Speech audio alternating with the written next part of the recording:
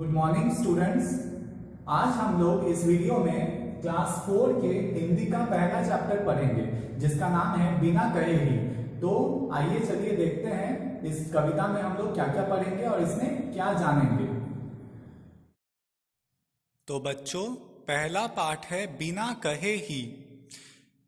इसका पहला पंक्ति हम लोग पढ़ेंगे। बिना कहे सूरज देता है हमको धूप सुनहरी, बिना कहे चांदनी चांद है देता हमें रुपहली। इसका अर्थ है कि हमें सूरज को धूप देने के लिए कभी भी कहना नहीं पड़ता है और ना ही हमें चांद को उसकी चांदनी देने के लिए कहना पड़ता है। बिना कहे ही धूप हमें रोशनी देती है, सुनहरी रोशनी से पूरा जग जगमगा जाता है और साथ ही चांद भी रात में हमें रुपहली रोशनी देती है जो चांदी की तरह होता है। यह इसका अर्थ है पहला पंक्ति का। अब हम दूसरी पंक्ति पढ़ेंगे। बिना कहे ही हवा हमें देता है हवा निरंतर, बिना कहे देते बादल भी पानी बरस बरस कर। हवा भी हमें, जब हवा चलती है तो हवा हमें निरंतर हवा देती है और बादल भी जब आते हैं तो वो हम बिना कुछ कहे ही वह पानी बरसा देता है। हमें हवा को या बादल को कभी यह कहना नहीं पड़ता है कि आप हमें हवा दो, आप हमें पानी दो। बिना कहे ही देते हमको पेड़ फूल फल छाया, बिना कहे ही देती धरती अपनी सारी माया। हमें कभी भी पेड़ को फूल फल या छाया देने से पहले उसे कहना नहीं पड़ता है कि हमें फूल दो या फल दो। वह हमें बिना कहे ही ये सब चीज़ दे देते हैं। और साथ ही साथ धरती माँ भी हमें अपनी सारी संपत्ति बिना कुछ कहे ही दे देती है, कभी भी हमें उनसे कुछ मांगना नहीं पड़ता है। इसलिए रवि शशि धरती की, पेड़ पवन मेघों की पूजा और वंदना होती आई ज्यों देवों की। इसी वजह से रवि यानी कि सूर्य, शशि यानी कि चंद्रमा, धरती यानी कि पृथ्वी, इन सारी चीज़ों की पूजा होती है। पेड़ पवन मेघ, इन सभी चीज़ों की पूजा होती है और वंदना होती है जैसे कि हम भगवानों की करते हैं। क्योंकि ये सारे चीज़, चाहे वो सूरज हो, चंद्रमा हो, धरती हो, पेड़ हो, पवन हो, हवा, मेघ, बादल, इन सारी चीज़ों की पूजा हम इसलिए करते हैं क्योंकि यह हमें बिना मांगे ही अपनी सारी संपत्ति दे देती है और वह इसके बदले हमसे कुछ चाहती भी नहीं है।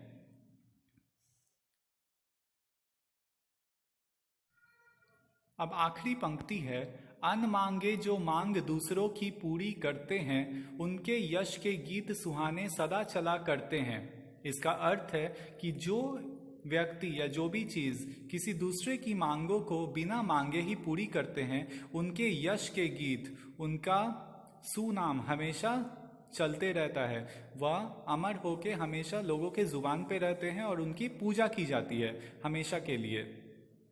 यह सुंदर कविता, इस कविता को लिखा है द्वारिका प्रसाद माहेश्वरी जी ने। और इसी के साथ यह कविता समाप्त होती है।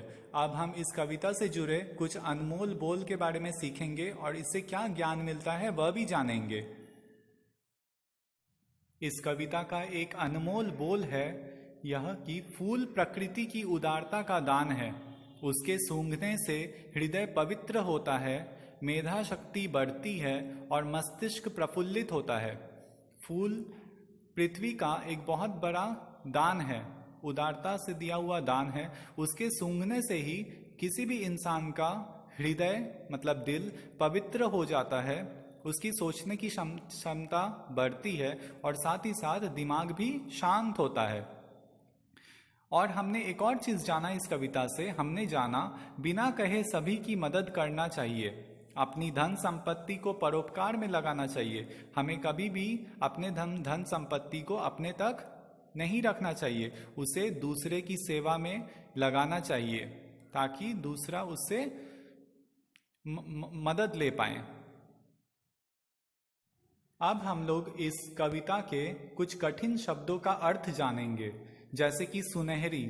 सुनहरी का अर्थ होता है, पहला वर्ड है सुनहरी। सुनहरी का अर्थ होता है सोने के रंग की। दूसरा शब्द है हमारा रुपहली। रुपहली का अर्थ होता है चांदी के रंग की। तीसरा शब्द निरंतर मतलब लगातार। चौथा शब्द रवि रवि का अर्थ होता है सूरज। पांचवा शब्द शशि, शशि का अर्थ है चंद्रमा। और इसी के साथ और भी कई शब्द हैं जिसका अर्थ आपको याद करना पड़ेगा। अब बच्चों, आप लोगों को इस कविता के आधार पर कुछ प्रश्नों के उत्तर खुद से देने हैं। पहला में आपको बताने के लिए कहा गया है कि हमें धूप कौन देता है, तो बताइए हमें धूप कौन देता है। हमें धूप देती है सूरज, देता है सूरज। ख में पूछा गया है चांदनी कैसी होती है, चांदनी रुपहली होती है। यह सब आपको कॉपी में लिखना पड़ेगा खुद से। ग में पूछा गया है धरती हमें क्या देती है, धरती हमें अपनी सारी धन संपत्ति दे देती है, अपनी सारी माया देती है, जो हम कविता में भी पढ़े हैं। अब हम लोग कुछ दूसरे क्वेश्चन आंसर्स देखेंगे। अब इस कविता का पहला प्रश्न है पेड़ हमें क्या देते हैं। पेड़ हमें फल, फूल और छाया देते हैं। यह इसका उत्तर होगा, पहले प्रश्न का उत्तर। दूसरा प्रश्न है सूर्य, चंद्रमा, बादलों की पूजा क्यों होती है। तो सूर्य, चंद्रमा, पेड़ और बादल हमें बिना मांगे ही अपनी सारी धन संपत्ति दे देती है, इसलिए इनकी पूजा होती है।